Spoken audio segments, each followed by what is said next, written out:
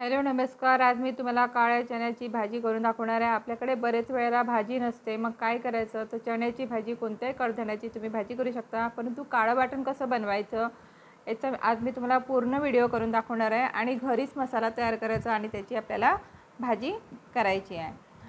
आमच्याकडे ही काळ्या चण्याची भाजी सगळ्यांनाच आवडते। इथे चणे मी रात्रभर पाण्यात भिजवले किंवा तुम्ही 7 ते 8 तास भिजवायचे। त्यामध्ये एक तेजपान टाकायचं आणि थोडंसं आपल्याला मीठ टाकायचं आहे। नंतर कुकरमध्ये पाणी ठेवायचं आणि आपल्याला शिट्ट्या करून घ्यायच्या आहे। मीडियम आचेवर आपल्याला 4 ते 5 शिट्ट्या चांगल्या करून घ्यायच्या आणि सॉफ्ट असा चणा शिजायला हवा। आणि आता त्याच्यासाठी मसाला काय करायचा, एका गॅसवर मी काय घेतलेलं आहे, खोबऱ्याचा तुकडा घेतलेला आहे आणि हे असं भाजून घ्यायचं। जुने लोक काय करत होते, अशा तुकडा घेऊन चुलीमध्ये टाकायचे। आता तो काळा होईपर्यंत करायचा आपल्याला। आता इकडे धणे घ्यायचे, तव्यावर थोडेसे छोटा 1 चम्मच धणे घेतलेला आहे, 1 चम्मचच मी जिरं वापरलेलं आहे आणि थोडेसे आपल्याला तीळ वापरायचे। कोरडेच आपल्याला मसाले भाजून घ्यायचे आहे, जास्त कोणतेच मसाले इथे मी वापरणार नाही। आणि थोडीशी कलमी घ्यायची, बिलकुल थोडासा छोटा तुकडा घ्यायचा आणि त्यालासुद्धा भाजून घ्यायचं आहे। थोडं भाजून झाल्यावर थंड करायला ठेवायचं।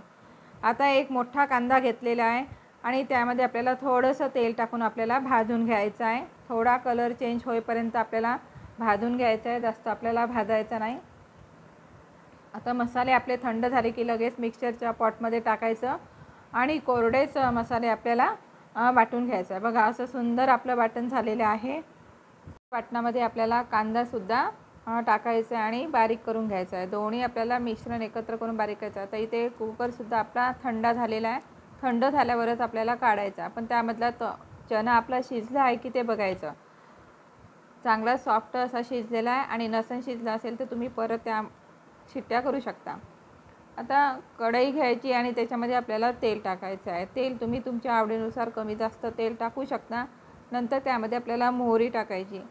मोहरी झाली की लगेच वाटण टाकायचं। बघा हे काळं असं वाटण झालेलं आहे, काळं वाटण आपल्याला टाकायचं आहे आणि तेलावर किंचित 1 मिनिट होऊ द्यायचं, जास्त वेळ होऊ द्यायचं नाही, कारण आपण ऑलरेडीच चांगलं भाजून घेतलेलं आहे।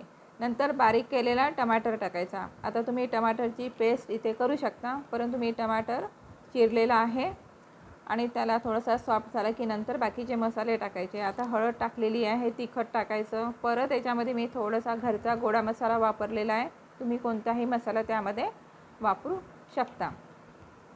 आता तेल सुटेपर्यंत चांगला आपल्याला हा मसाला चांगला तेलामध्ये परतून घ्यायचा आहे। तेल सुटेपर्यंत परतून घेतल्यानंतर त्यामध्ये आपल्याला चणे टाकायचे आहे।